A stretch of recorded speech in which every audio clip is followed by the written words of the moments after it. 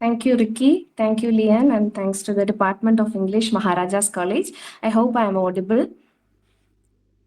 Yes, ma'am, you are. Yes. Okay. So, I'd given this title to the presentation Serious Fun Making Sense of Nonsense in Children's Literature. There are some 10 words in that title, but I would like to focus on this particular word, fun, predominantly, because children's literature in children's literature, this element of fun is often seen as something that is sidelined or viewed as an accessory or a mere means to achieve a higher end of maybe edification of a child. uh, my aim through this presentation is to highlight the fact that fun can also be an end in itself, that literature can be read just for the happiness, the pleasure. Children's literature can be read for the pleasure that it generates. That is my aim in making this presentation. Now, from for a long time, children's literature has been seen as a vehicle that to transmit a cultural or moral value to children. Um, this idea would take us to the what certain scholars of children's literature call as the dilemma of children's literature, which many of the scholars focused much during the 1980s and 90s.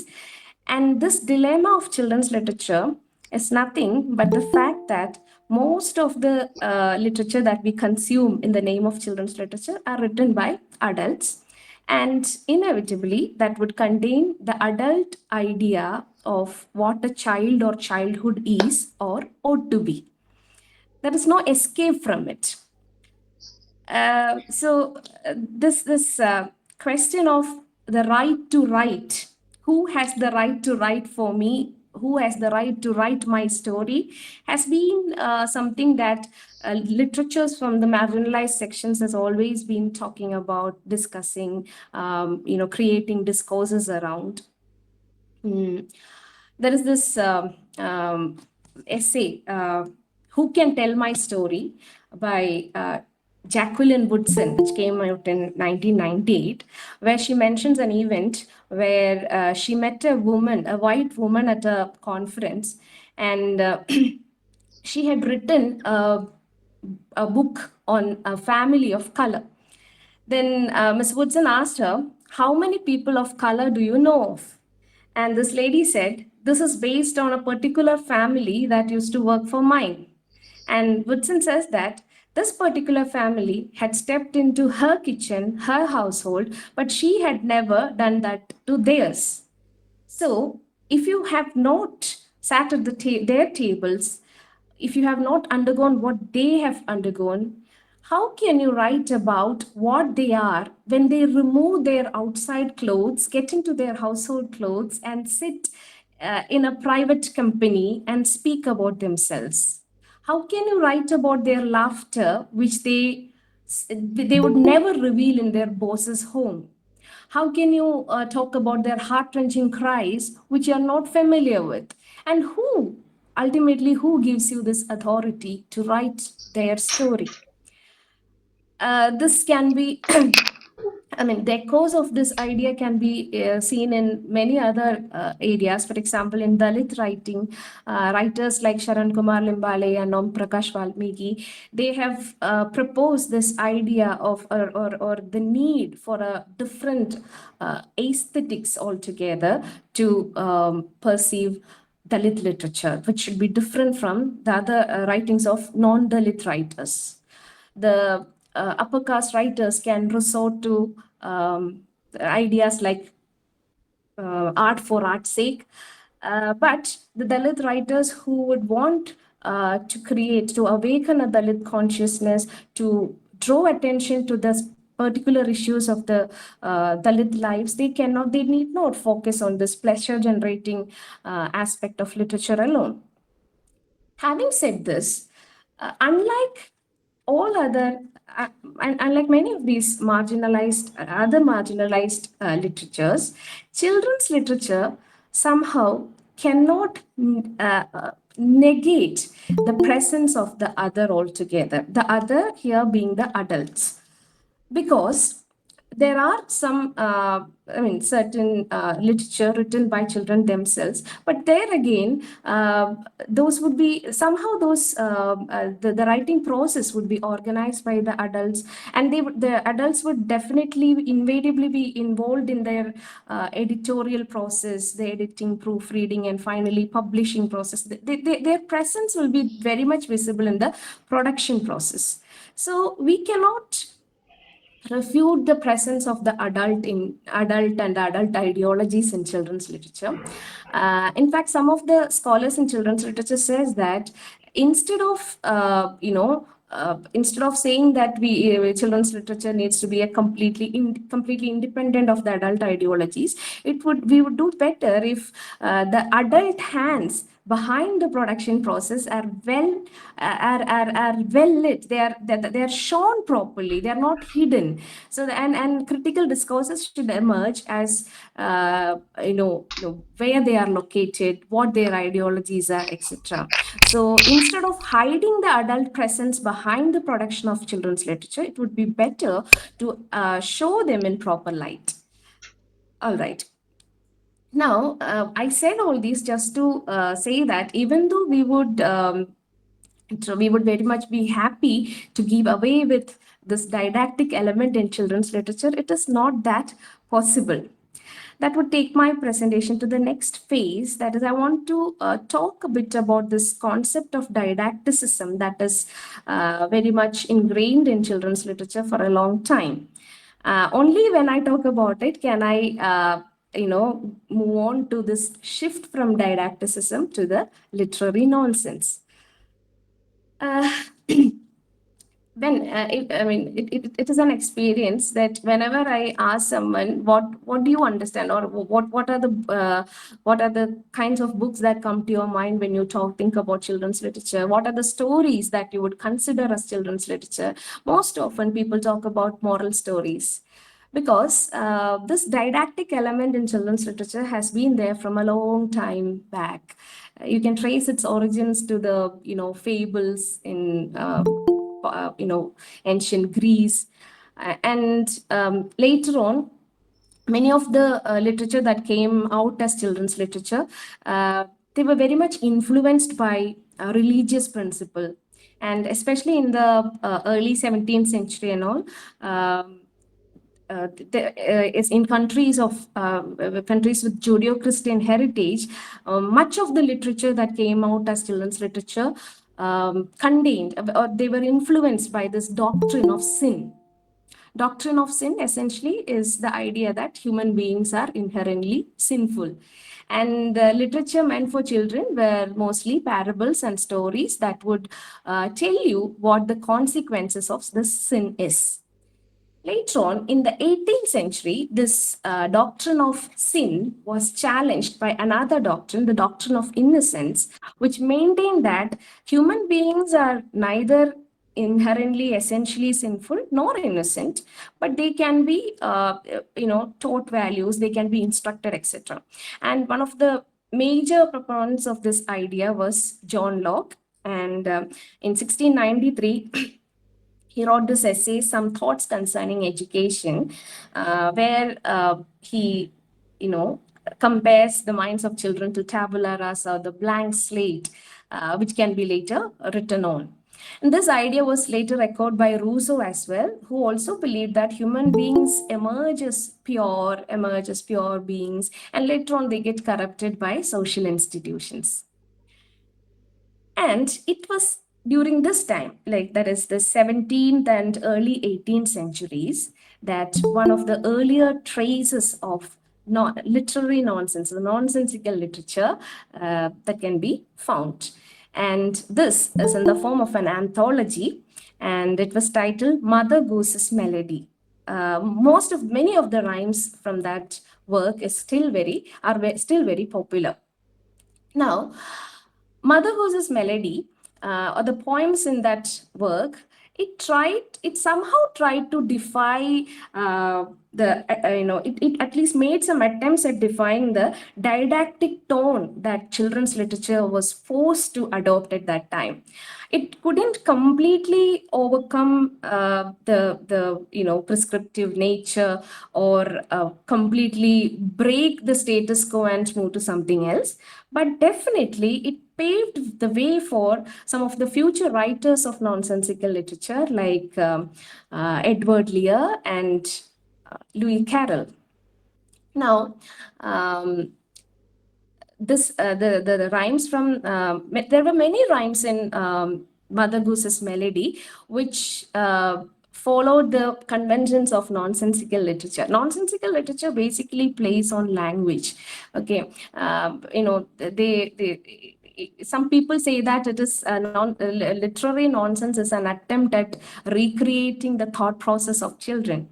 So you would have words that would sound very familiar, but the meanings of which you do not know of. There would be word plays, pun, there would be onomatopic usages, etc. Then there would be portmanteau words, and many of the rhymes and then there would be the use of alliterations, etc. So many of the poems in Mother Goose's Melody contain these elements, but somehow those works all try to follow the Lockean idea of seeing the child as a work in progress. So what happened is, the poem started off in a very joyful, playful manner, but ended with a note of instruction, a moral instruction that many a times would not go well with what preceded them as well. Okay. There is this rhyme, Plato's song, which we are familiar with, which starts with "Ding dong bell, pussy's in the well, who put her in? Little Johnny Green." Yes. So their little Johnny Green is addressed as a naughty child. Labeling him as naughty, that is the point where this moral instruction creeps in, and it ends with a note that it playfully teaches, it playfully tries to teach children why they should follow the societal norms of an ideal, a good child. But beneath this moralization, there are very visible elements of literary nonsense. For example, the rhyme starts with "ding dong bell," which we have that alliteration of the "d" sound there, and there is rhyming, and the first line "ding dong bell" has nothing to do with the next line, "the pussy's in the well." So and you have onomatopoeia in the first line, and there is definitely a play with language and speech pattern. And this is something that would appeal to children, because children, children learn words before even learning the meanings of those words. Children can, they can enjoy such word plays, and many of the rhymes there, they mirrored, childhood speech, and the games that they are familiar with, like tongue twisters. And there is this critic, Susan Stewart, who says that tongue twisters and choruses in lullabies, they are often the most nonsensical of fiction. In that their language is farthest removed from the language of everyday adult life. That language almost approaches gibberish, and they approach sounds without context. Gibberish, by the way, is different from nonsense. Actually, we often confuse nonsense with so many other terms. For example, here, gibberish is, nonsense is an attempt at twisting or bending certain rules of sense, whereas gibberish is an outright rejection of any kind of sense. Again, nonsense is not what we call joke. The jokes may be involved in them, but it's not joke, because a joke becomes a joke when you get it, at least when you get a sense of it. And when you get a sense of it, it no longer remains nonsensical. Similarly, I mean, even though the nonsense might imitate riddles, they are not riddles either, because riddles cease to be nonsensical once you get the answer. Once you find the answer for the riddle, it's no more nonsensical, right? So anyway, it is this the play of language, play on words, the pun, the onomatopoeia, the alliteration, the riddle like structure. That is what constituted the nonsensical elements in Mother Goose's melodies. When I said this, I just remembered something that I read today. Most of you must have read a lot about this year's Nobel Prize winner, Laszlo Krasnohorkai. Um, I read an interesting write-up where somebody was talking about the difficulty of translating Krasnohorkai's works to English, because Hungarian is primarily an agglutinative language. Now, agglutinative language is a kind of language where you add a number of distinct morphemes to the root word to make a new word. And this sounds very unfamiliar, or something very strange to people native to English. I mean, to English or Malayalam, but there are agglutinative languages like Hungarian, Korean, Japanese, etc. So if we try to bring in such a wordplay, if you try to, make an agglutinative word in something that you write, that might appear nonsensical to a person who's not familiar with such a trick. So that is again, that again would, add to the nonsensical nature of writing. All right, that was just a diversion. So what I was trying to say is that this Mother Goose's melody, it somehow, paved way for the later nonsensical writers who came up in the 19th century, like Edward Lear and Lewis Carroll. Edward Lear, he was also an illustrator, and he is the author of all those very funny and highly popular limericks. And it's interesting to, and if you read the limericks, I would say you should look at the illustrations that come paired with them as well, because those illustrations actually, I would say those limericks and the illustrations together, they act like the picture books that we have nowadays.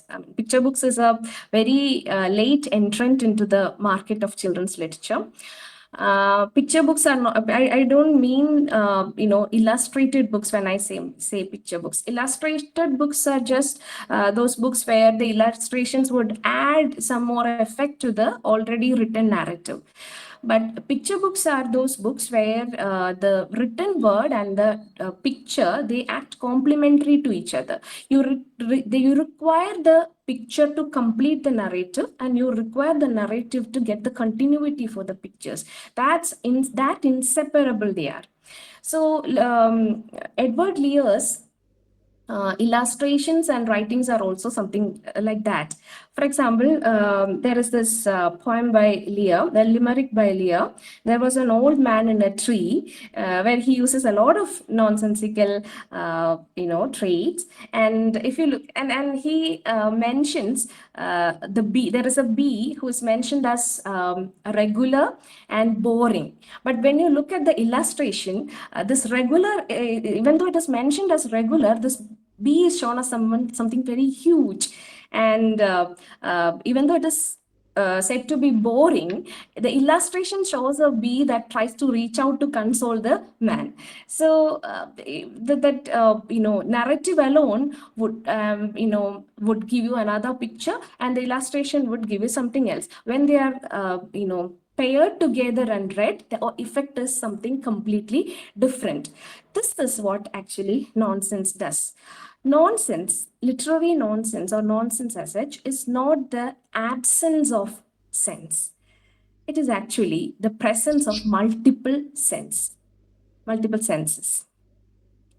That is something that I would like to underline here. So it was in the 19th century, that this literary nonsense started gaining a lot of popularity, and children's literature slowly started emerging from its didactic platform to something different. It took an entertainment mode altogether, and later on, when Lewis Carroll entered the scene, it became more enriched. And if you see Alice's experiences, if you go through the experiences of Alice in Wonderland, you will realize that Alice's perception of herself is always colored by her experience in the world of reality, which she cannot apply very effectively in the Wonderland, and that creates all the nonsensical humor in Alice in Wonderland. In India also, if we look at the Indian tradition of or the history of children's literature in India, we also had a similar trajectory from the didactic to the nonsensical and later to other types of entertainment. We have our actually this written literature. The history of written children's literature is comparatively smaller when we look at the long and highly rich oral and performative tradition. Anyway, we had stories like the Kathasarit Sagara and Panchatantra, which were basically meant to be instructive. And later on, in the 19th century, there is this person named Sukumar Ray who introduced the literary nonsense to Bengali literature. Sukumar Ray is the father of the eminent director Satyajit Ray, and Sukumar Ray is considered as the most towering figure in Bengali children's literature. Now, in her book, Colonial India in Children's Literature, Supriya Goswami tries to address why Sukumar Ray would have chosen literary nonsense as a mode to address his young readers. And she tries to draw a parallel between the context of that time. That is, it was a time when Swadeshi and non-cooperation movements were at its peak. The Swadeshi movement was at its peak, and Supriya Goswami tries to draw a parallel between this Swadeshi movement and the literary nonsense that was popularized by Sukumar Ray. She says that just like the strategy of the Swadeshi movement, literary nonsense also emboldens a person to turn the world they are familiar with upside down.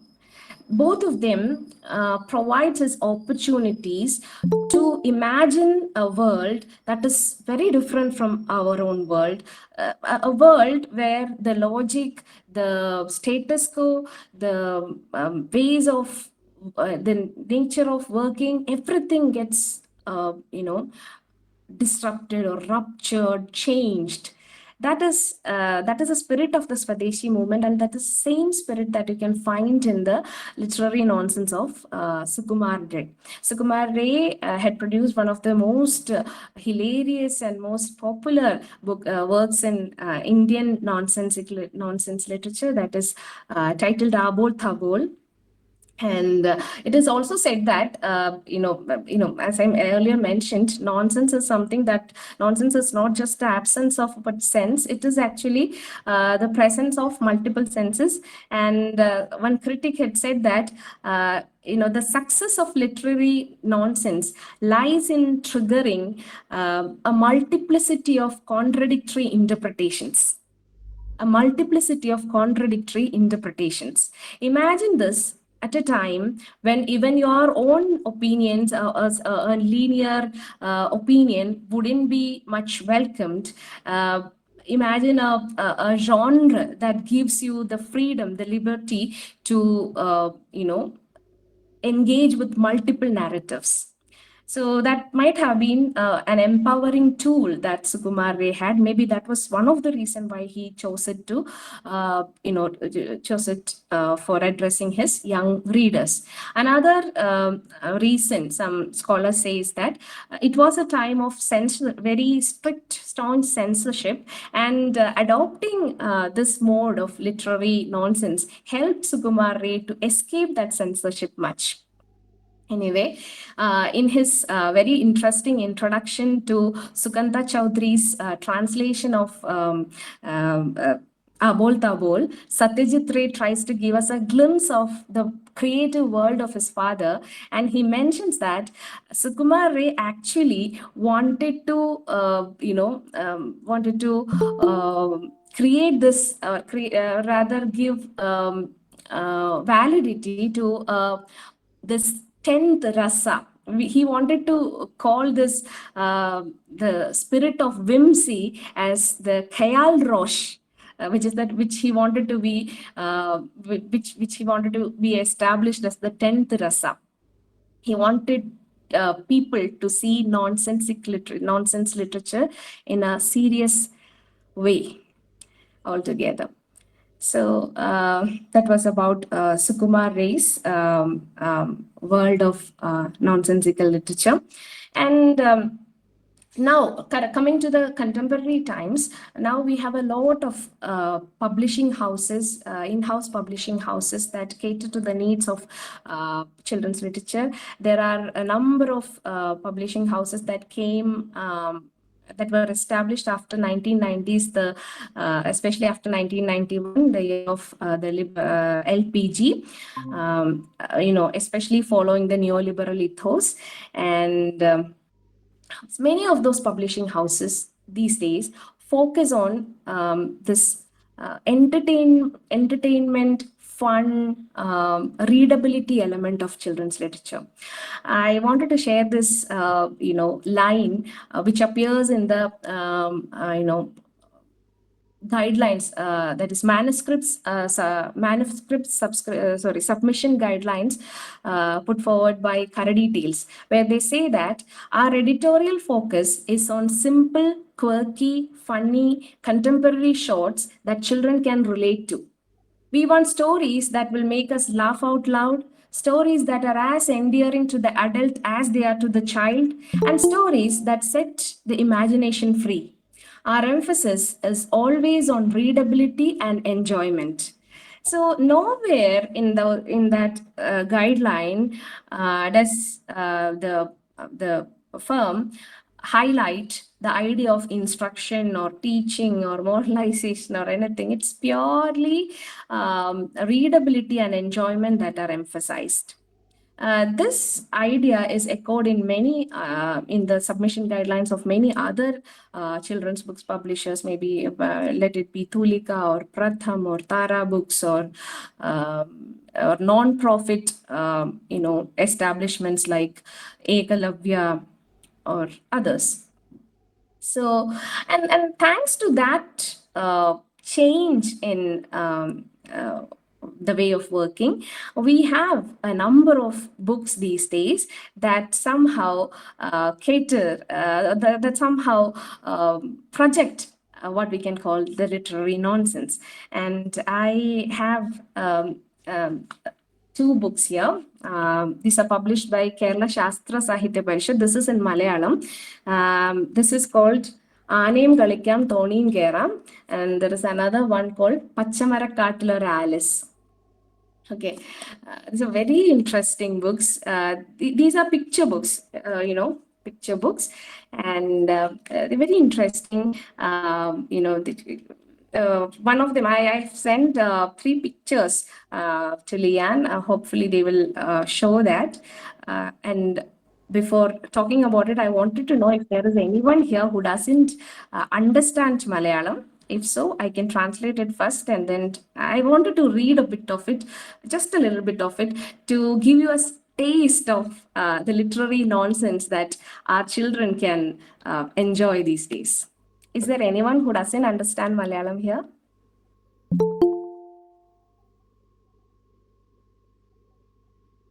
Okay.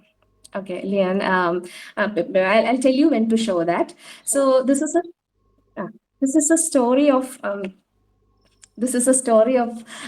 little chicken and a duckling who are out on a journey, and I'll read out that first, and then Leanne will show the slides.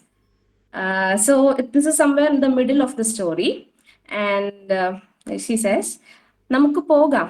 കോഴിക്കുഞ്ഞ് ചിറകൊന്ന് വിടർത്തി വലുതായി ഒരാനയായി. താറാക്കുഞ്ഞ് അള്ളിപ്പിടിച്ച് ആനപ്പുറത്തേറി ഒറ്റ ഇരുപ്പ നിവർന്ന് ഞെളിഞ്ഞ് വിടർന്ന് ഒരാനക്കാരനായി. Can you show that slide? That picture, Leanne? First one. Sure.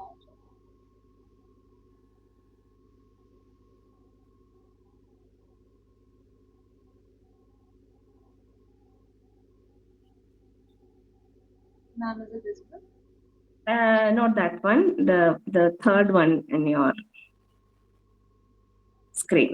Yes, it is visible. So you can not that one. This one. All right. Yes, this one. Just a second. All right.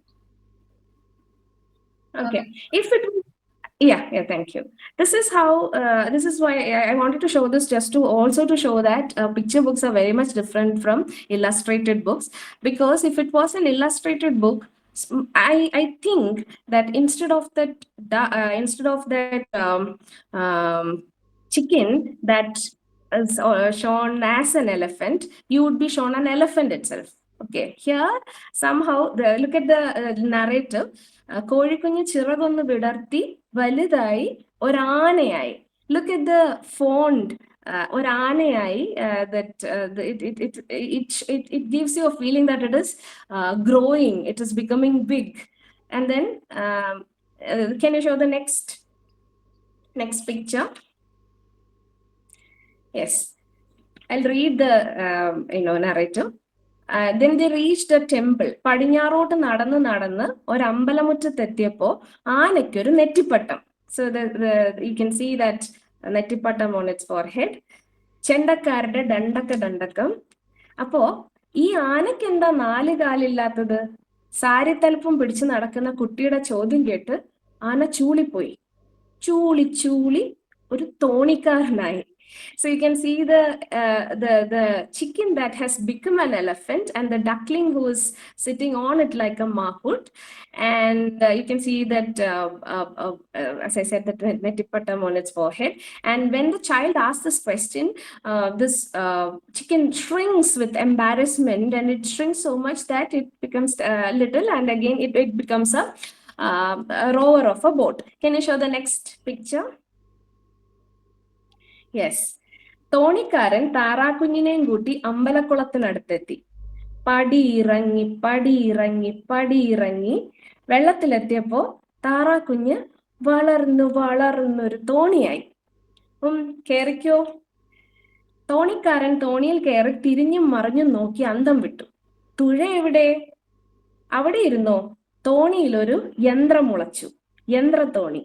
യന്ത്രത്തോണിക്ക് വേഗം വെച്ചപ്പോ അമ്പലക്കുളം പുഴയായി. പുഴയ്ക്ക് നീളവും പരപ്പും കൂടിയപ്പോ പുഴ കടലായി. കടലിന് അറ്റം കാണാതായപ്പോ തോണിക്കാരന് പേടിയായി. നമുക്ക് പോകാം, അമ്മ കാത്തിരിക്കുന്നുണ്ടാവും. യന്ത്രത്തോണി കടൽ കടന്ന് പുഴ കടന്ന് അമ്പലക്കുളത്തിലെത്തി. പടിയിൽ തൊട്ടപ്പോ തോണി ചുരുങ്ങി താറാക്കുഞ്ഞായി. തോണിക്കാരന്റെ കൈയും പിടിച്ച് പടി കയറി അമ്പലമുറ്റത്തെത്തി. See what a feast of words and visuals that one book is. And when you think about it, when you think about it from an adult's perspective, this is all nonsensical. A chicken, suddenly spreading its wings and becoming huge and becoming an elephant. Later on, it's getting transformed into the rower of a boat. Then the duckling becoming a boat. Look at the duckling boat. It's the duck itself, but in the shape of a boat. And all those the way it is written shows the progress as well. So this altogether, this might look nonsensical, but I'm sure a child and an adult who can enjoy this would definitely enjoy this. And yes, so that is an example of literary nonsense, and unfortunately, this generation out here, they can consume this. I mean, such type of literature as well. And Kerala Sahitya Parishad has many such titles, very interesting ones, which combines sense and nonsense and uh, fun and enjoyment. All right. Okay. And I would, it's almost 7:41. I would want to uh, almost conclude by highlighting something that is very interesting as well as disturbing with regards to nonsense. That is, those who are familiar with the Gen Alpha crowd. I'm not talking about the Gen Zs, Gen Alpha, if you are familiar with them. You must have at least heard, something about the Italian brain rot. I don't know if you're familiar with it. The Italian brain rot is something that that emerged in 2025. Actually, it became a huge internet sensation overnight. And what is it? It is a series of internet memes created by AI. And they come paired with, I mean, these memes contain a number of creatures which are formed, which are actually combinations of uh, animals or everyday objects with, things, other things that, we are familiar with. And they come with very funny Italian sounding names, and usually and they became sensations in TikTok and Instagram, etc. So they often come with a narrative which is narrated by a person who sounds like he's an Italian, origin man. So you must have, I don't know how many of you know these creatures. They are. Does anyone here know? Do you want to name them?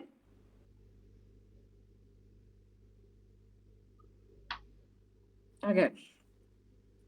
These are ballerina cappuccino, bombardiro crocodilo, tum tum tum sahir, tum tum tum tum tum tum sahir. I might pronounce, if I'm sorry if I pronounce them wrong. Then there is chimpanzini, bananini, etc. So it was only recently that I read that many of these, they look very nonsensical. One of the initial images that came out from the Italian brain rot was a shark with three legs and sporting with Nike sneakers, and his name is Tralalero Tralalala. Okay. And it all sounds very funny, and they catch the attention of children very fast. Children, small children, they learn these very complicated names very fast, and some parents are very proud of this, that they make a number of reels out of these. And what seems to be very harmless fun doesn't actually look that funny, because one of these creatures, which is called the bombardiro crocodilo, I read that it is a creature with the head of a crocodile and the body of a bomber. And the lyrics that this or the words that this creature speaks, when translated, would mean that it is something that would glorify the bombing of children in Gaza. Now, I don't know if I mean, we should call it nonsensical, because it sounds very weird when we see that children across the globe, find something very funny, find, animated creatures with very funny sounding words. They learn their names, they mouth their dialogues without knowing that these are nonsense coupled with propaganda that incites the ideology of hate and tells you that bombing of some innocent children like you in some other part of the world is fine, or rather is something that needs to be celebrated. This is more dangerous than the initial turn of in children, nonsensical literature, which tried to collaborate with edification, which had the colors of utilitarianism. That was even, I mean, at its worst, it would have been boring, but this is something even subtler, and this somehow looked very dangerous to me. I did not want to end it like this. Since it was about children's literature and fun and nonsense, I wanted to end it in a pleasant note. But this is something that needs to be thought about. So with that, I stop here. I don't know if this would generate any kind of doubts, but if you have any comments or uh, anything more to add to the discourse, you're welcome. Thank you.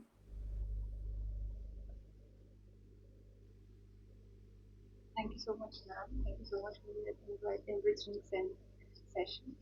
Now, participants can either raise your hands or post them in the chat box.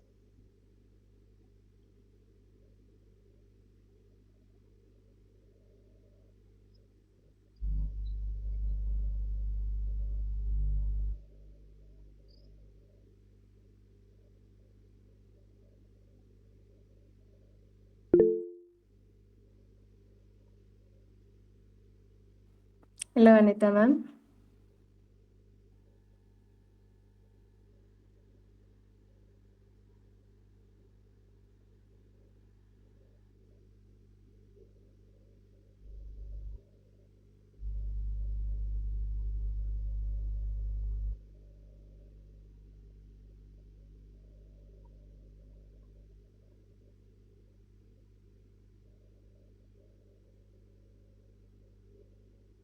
Ma'am, we have a question in the chat box.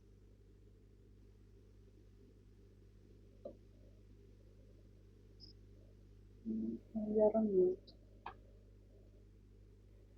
Please read out the question to her, please, Leanne. Ma'am, shall I read it out to you? Yes, please. Ma'am, Anita has raised this question.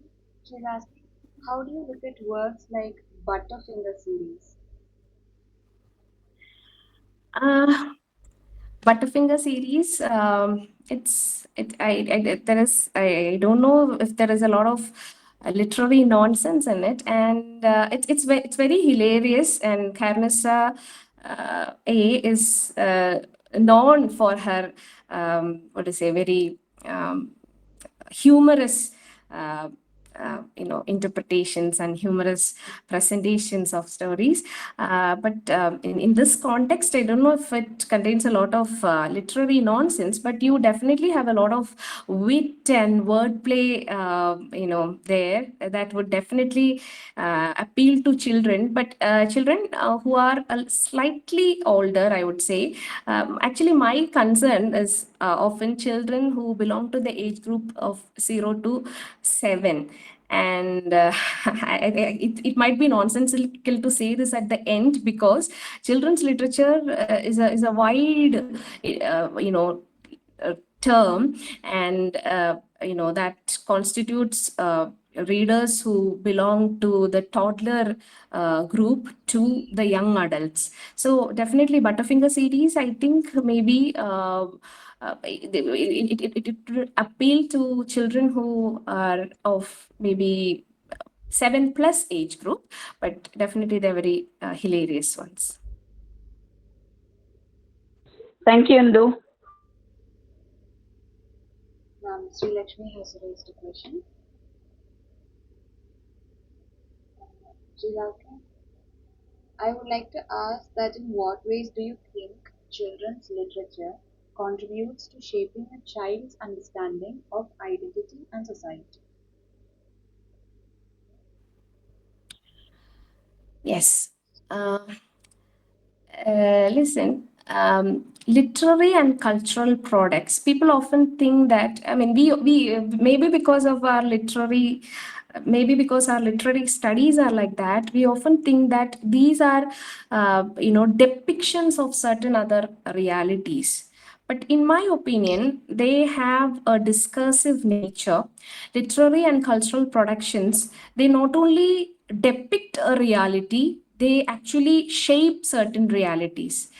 See, children's literature, as I mentioned in the beginning, it's not free of propaganda or ideology or anything like that. It often very visibly or subtly showcase the ideologies of people who write them, right? And I will give you an example.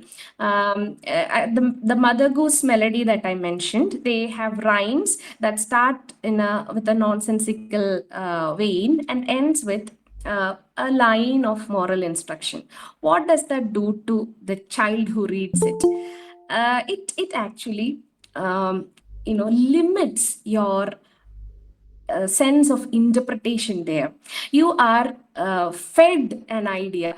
I mean, the child might start off with something, a poem that started off with a lot of funny words would trigger that curiosity and interest in the child, but it would end in a note that would not leave any space for you to think further. So I would say children's literature that, or the works that belong to children's literature that act like open-ended play. Child educators say that the best kind of play that can be offered to children are open-ended play, which do not prescribe certain formats, but which would help the child, which would, make the child to think of different possibilities of ending them.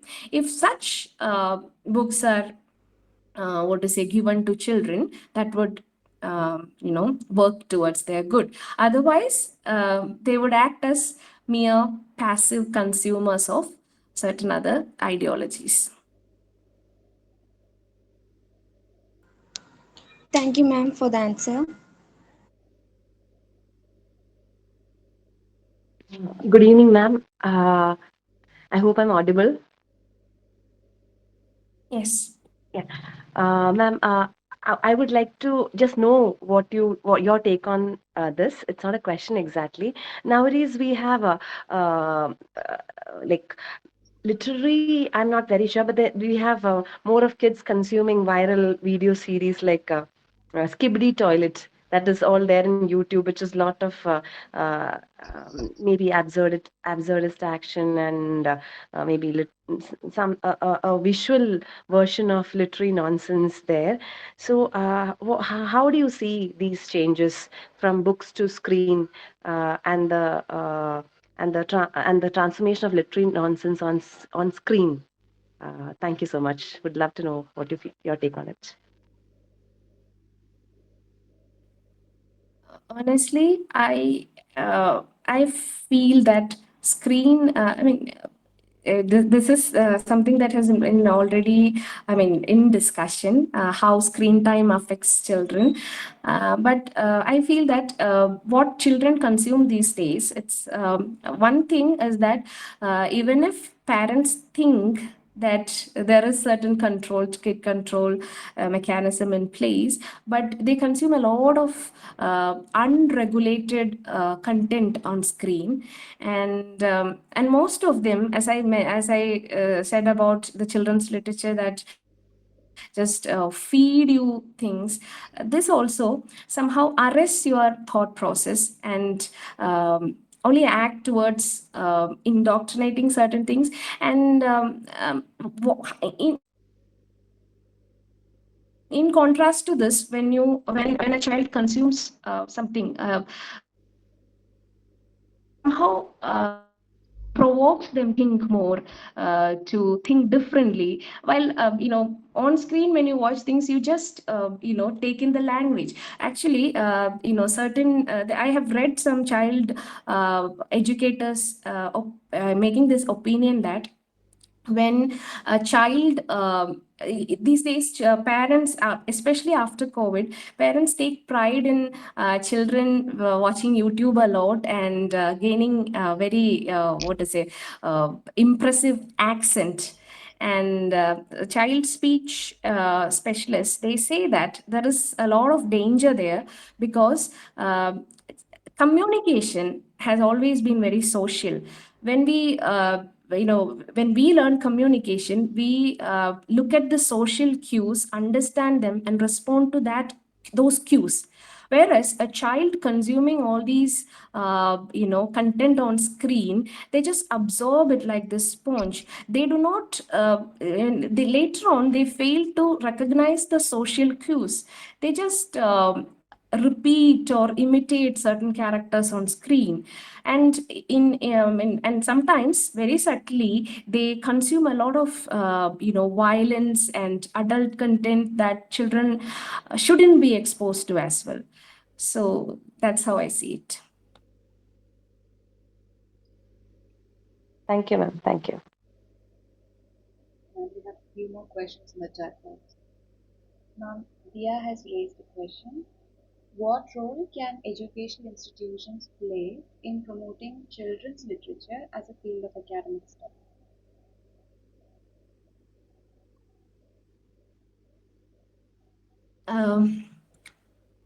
See, educational institutions, this very field of children's literature, to look at children's literature as something beyond the moral, didactic tales is a very recent development, I should say. When I started my research, I found, there was a dearth of resources here to which catered to the, literature meant for children of 0 to 7 years old. But recently, that is it is a very recent phenomena. Actually, in 2024, the Parag collective, they came with this beautiful compendium. It's called Children's Book and Indian Story, which kind of it's a compendium, or it traces the evolution of children's books. And academic institutions, academic settings would do well if they are able to bring up a lot of collaborators of children's literature, not just children's authors, but there are many other people who are involved with literature. Children's publishing houses are there, storytellers are there, and children's literature should not be seen separated from the performative aspect of it. There are puppeteers. There are so many other stakeholders in this. In this initiative, and all of them, and if they are if the academic institutions are able to open up some platform where such collaborations can be made. And actually I had participated in one which was organized by NIT Trichy, where they conducted a 2 weeks conference on children's literature, and they invited so many different people who are associated with children's literature, not just the writers, and they opened up a lot of new perspectives of looking at this genre of children's literature. And that would help researchers and students who are interested in this genre to pursue different paths in approaching towards children's literature. Now we have our final question. Now Malavika has raised a question. She's asking, how do authors like Lewis Carroll or Edward Lear use nonsense as a tool to question logic and authority in society?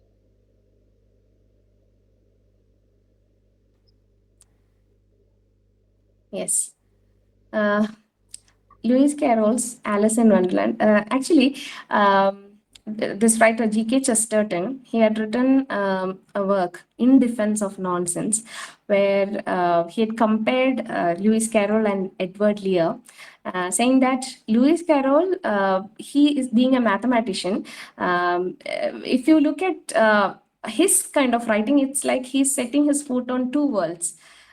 He is a resident of the world of realities, and at times he escapes into the world of nonsense. And there, the characters that you see there are actually, it's a masquerade that you can see there. And if you tear open the disguise of the creatures, the people you see in the wonderland, you can see academicians, professors, etc. In a way, they say, in a way, Chesterton says that Lewis Carroll is, knowingly or unknowingly, he is throwing light upon the pretensions of academia, the pretensions of authorities, authority figures, etc. Lear, on the other hand, Chesterton calls him a permanent citizen in the world of nonsense. He doesn't attempt to do anything, attempt to what to say, reveal something or teach something. In fact, his limericks, unlike the rhymes in the Mother Goose's melodies, which start with nonsense and ends in sense. In Lear's, almost all his limerick ends with a line that doesn't make any sense at all with whatever came before it. So I don't think you can see a lot of reaction against the authority in Lear, but definitely you can see many such instances in what to say. Lewis Carroll. In Alice in Wonderland, when the caterpillar asks Alice to explain herself, she says that I cannot explain myself, but I am no more myself. So, I mean, that gives you a pretext to question your own concerns about identity, and things like that, perceptions, your perceptions, etc. So there is a lot of room for self introspection, as well as there are instances where authority figures are also maybe their ideologies, etc. are also revealed. Thank you so much, ma'am. With that, we'll end the Q&A session.